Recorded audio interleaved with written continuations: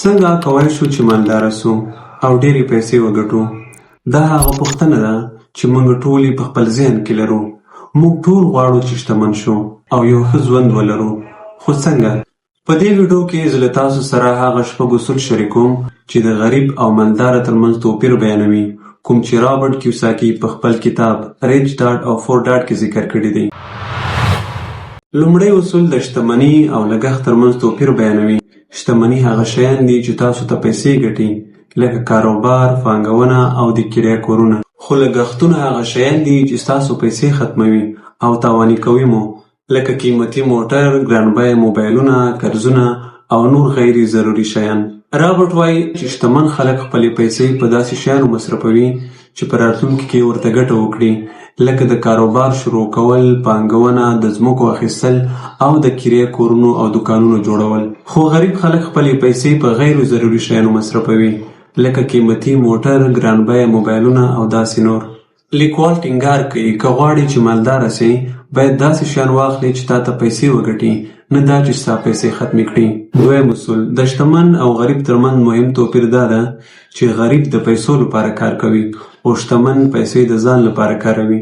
غریب خلک همیش د دندې یا وظیفې په لټه کې وي، د معاش لپاره کار کوي او د هغوی ټول ژوند په معاش باندې ولاړ وي، او که کار ونه کړي عاید یې هم بندېږي. برعکس شتمن خلک هڅه کوي چې شتمني جوړه کړي او له بېلابېلو لارو څخه لکه کاروبار، پانګونې څخه عاید ترلاسه کړي. د هغوی ژوند یوازې په دندې یا وظیفې باندې نه وي ولاړ، بلکې له نورو سرچینو څخه هم دوامداره عاید ترلاسه کوي. دریم اصول دا اصول د مالي زده کړې په اړه ده. رابرټ وایي چې مالي یا د پیسو اړوند زده کړه تر ښوونځي ډېره مهمه ده. په ښوونځي کې عموماً علمي مضامین تدریسیږي او د پیسو په اړه ډېر لږ څه بیانوي. له همدې امله ډېر لوستي خلک هم مالي ستونزې لري او په غربت کې ژوند کوي. مالي زده کړه دا معنی لري چې ته زده کړې څنګه پیسې وګټې، څنګه یې اداره کړې، څنګه پې پانګونه وکړې او څنګه یې زیاتې کړې. همدارنګه باید پوهه ولرې چې مالیات یا ټکسونه او د نغدو پیسو جریان څنګه کار کوي. لیکوال وایي چې غریب خلک د دې لپاره زده کړه کوي چې په راتلونکي کې دنده یا وظیفه ترلاسه کړي، خو شتمن خلک زده کړه کوي چې پوه شي څنګه پیسې کار کوي، څنګه یې وګټي او په ښه ډول یې مدیریت کړي.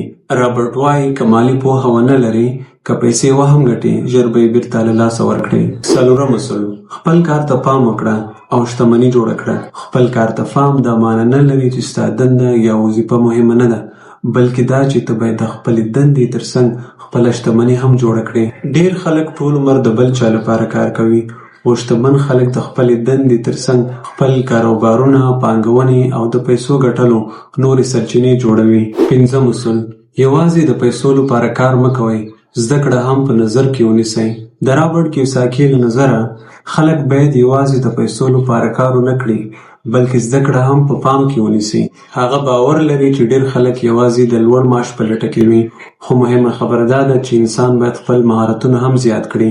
لیکوال وایي چې هوښیار خلک داسې وظیفې یا کارونه انتخابوي چې مهارتونه یې زیات کړي، لکه د اړیکو جوړول، خرڅلاو، رهبري، د ستونزو حل، حتی که معاش یې هم کم وي، چې وروسته ورته دا تجربه او مهارتونه ډېر ارزښتمن تمامیږي. د هغه په نظر زده کړه انسان ته دا توان ورکوي چې فرصتونه وپېژني او خپل کاروبار پیل کړي. په همدې توګه انسان کولی شي ورو ورو مالي ازادي ترلاسه کړي. شپږم اصول خطر اخیستل.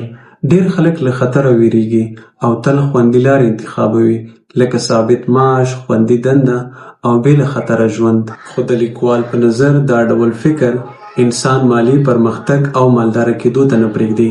لیکوال وایي چې خطر باید له منځه ونه وړل شي، بلکې باید وسنجول سي او په هوښیارانه ډول سره واخیستل سي. شتمن خلک بې فکره خطر نه اخلي، بلکې له فکر، زده کړې او تحلیل وروسته هوښیار او حساب سوی خطر اخلي. دوی له خپلو غلطیو زده کړه کوي او خطرونه په دقت سره ارزوي. لیکوال وایي که ته تل خوندي لار انتخابوي، شاید تا ته تاوان ونه رسیږي، خو د پرمختګ فرصتونه به هم له لاسه ورکړي. نو مالي پرمختګ هغه وخت ترلاسه کیږي چې انسان هوښیارانه او سنجول شوی خطر واخلي.